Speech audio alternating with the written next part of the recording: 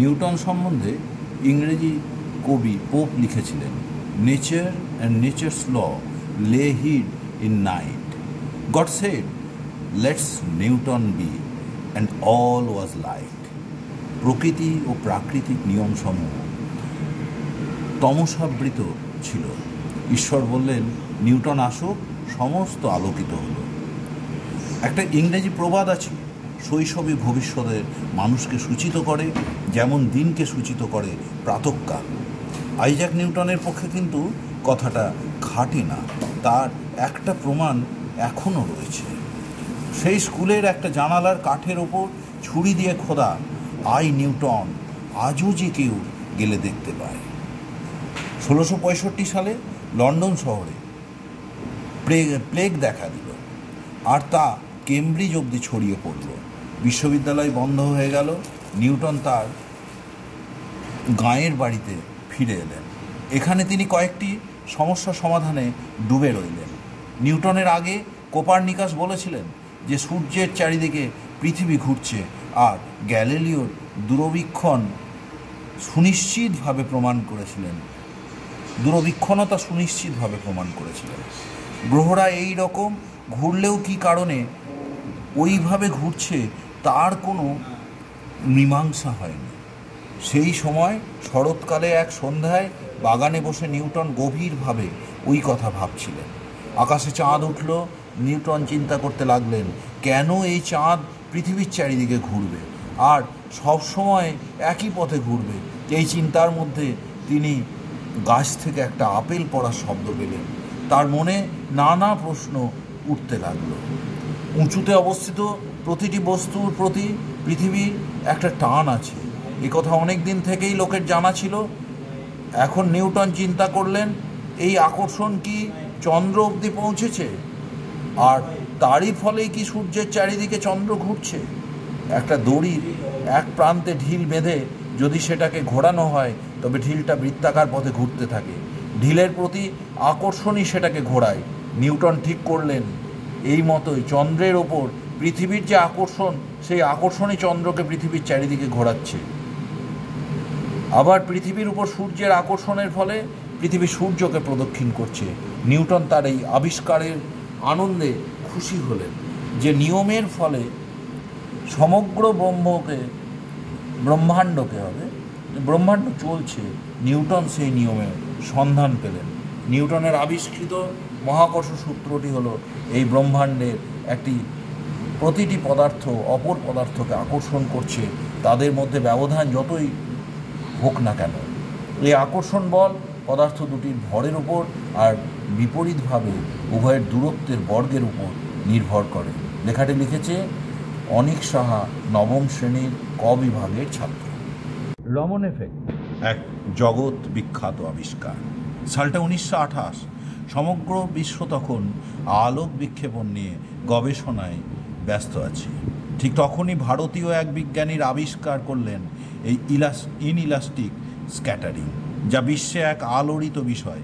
এই বিজ্ঞানী আর কেউ নয়, স্বয়ং চন্দ্রশেখর ভেঙ্কটরামন, যিনি পদার্থবিদ্যায় আলোক বিক্ষেপণের ক্ষেত্রে এক অতীব গুরুত্বপূর্ণ বিষয় রমন এফেক্ট আবিষ্কার করেন, এবং যার জন্য তিনি 1930 সালে এশিয়ার প্রথম নোবেল প্রাপক হিসাবে স্বীকৃত হন। 1917 সালে মহেন্দ্রলাল সরকারের আইএসিএসে যোগদান করার পর 1921 সাল থেকে 7 বছর ধরে নিজের চিন্তাভাবনা ও গভীর তপস্যার মাধ্যমে 1928 সালের 28 ফেব্রুয়ারি মাত্র 200 রুপির যন্ত্রপাতির সাহায্যে তিনি আবিষ্কার করে ফেলেন রমন এফেক্ট। এখন মূল বক্তব্য হলো এই যে, যখন একটি আলোক রশ্মি একটি রাসায়নিক যৌগের ধুলোমুক্ত স্বচ্ছ নমুনাকে অতিক্রম করে, তখন আলোর এই ক্ষুদ্র ভগ্নাংশ আগত রশ্মি ছাড়া অন্যদিকে আবির্ভূত হয়। বিক্ষিপ্ত আলোর একটি ক্ষুদ্র ভগ্নাংশের আলোর তরঙ্গদৈর্ঘ্য আগত আলোর তরঙ্গদৈর্ঘ্য থেকে আলাদা হয়। 1921 সালে ভূমধ্যসাগরের নীল জলরাশিকে দেখে তার কারণ অনুসন্ধানে লেগে পড়েন। আজ 2024 সালেও এর ব্যবহার ও প্রাসঙ্গিকতা অপ্রতুলভাবে বেড়ে চলেছে। রাসায়নিক বিশ্লেষণ। আজকের দিনে বিভিন্ন পদার্থ শনাক্তকরণের জন্য রমন এফেক্ট ব্যবহৃত হয়। রমন স্ক্যানার নামক যন্ত্রের সাহায্যে একটি তীব্র শক্তিসম্পন্ন লেজারকে বস্তুতে ফেলা হয়, যা প্রতিফলিত হয়ে ফিরে এলে রমন স্পেকট্রোস্কোপি যন্ত্রে মলিকুলার স্ট্রাকচার জেনে বস্তুটিকে 20 সেকেন্ডের মধ্যে শনাক্ত করা যায়। ফলে বিভিন্ন এক্সপ্লোসিভস, ড্রাগস শনাক্ত করতে এটি ব্যবহৃত হয়। বিভিন্ন স্ফটিকের কেমিক্যাল বন্ডিং রমন স্ক্যানারের দ্বারা শনাক্ত করা যায়। চিকিৎসাবিদ্যায় ব্যবহার বর্তমানে ক্যান্সারের শনাক্তকরণ ও নিরাময়ে রমন এফেক্ট ব্যবহার করা হয়।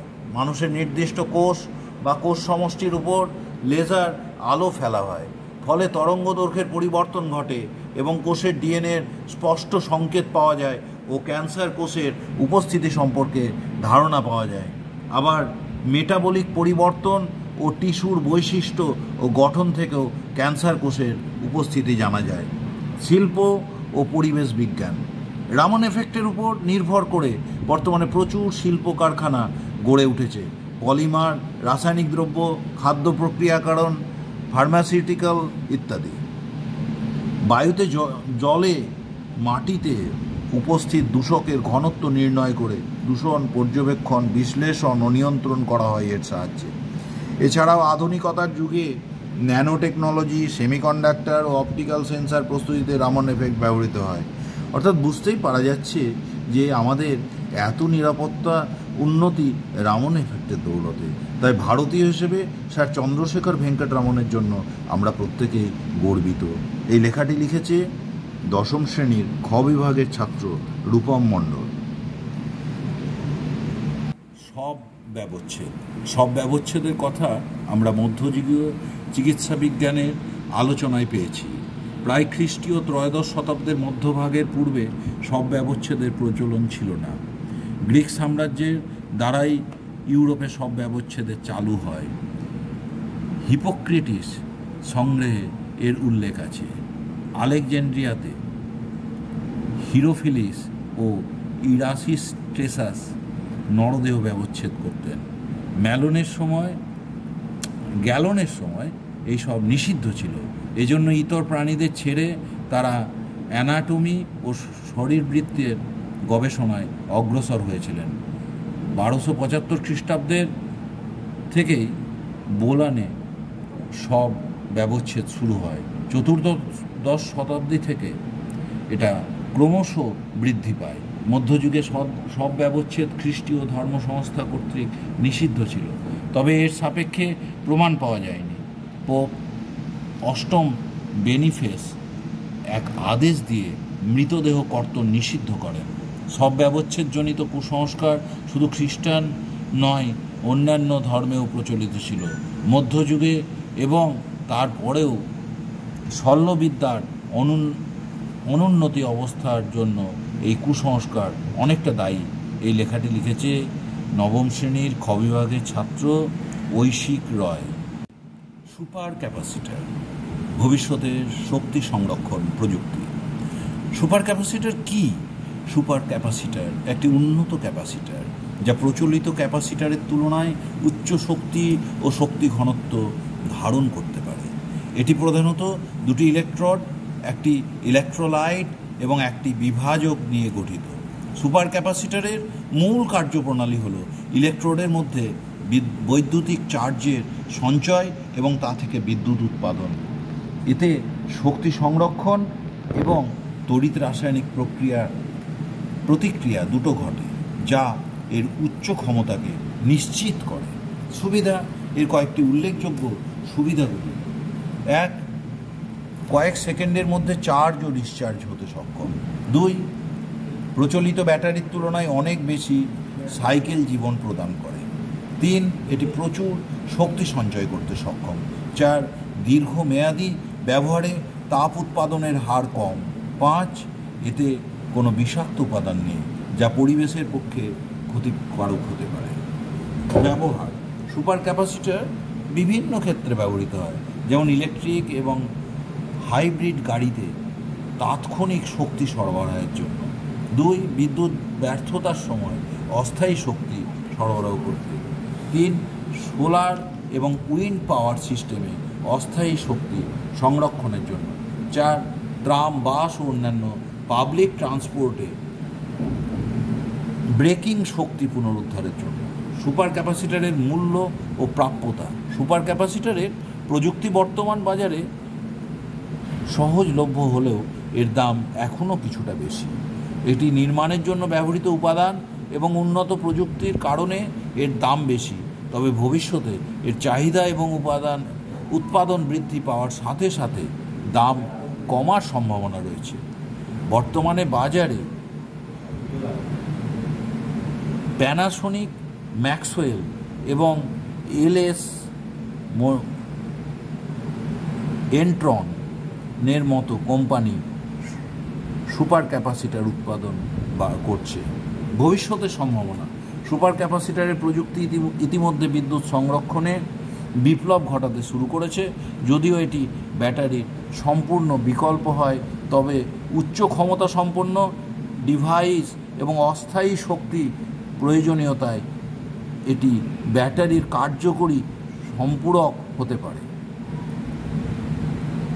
গবেষণার মাধ্যমে সক্ষমতা আরও বাড়ানো হচ্ছে, যা ভবিষ্যতে পরিবেশ বান্ধব এবং টেকসই শক্তি সমাধানের ক্ষেত্রে এক গুরুত্বপূর্ণ পদক্ষেপ হবে। লেখাটি লিখেছে মোহাম্মদ সোনাল মুস্তাফা নওয়াজ, নবম শ্রেণীর ক বিভাগের ছাত্র।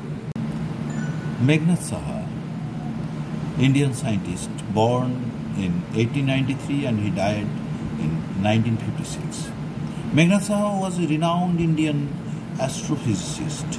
He developed the Saha equation, which explains the ionization of elements in stellar atmospheres. His groundbreaking research significantly advanced astrophysics, helping to deepen our understanding of states and their compositions. Of our magazine, we are paying respect to this great Indian scientist.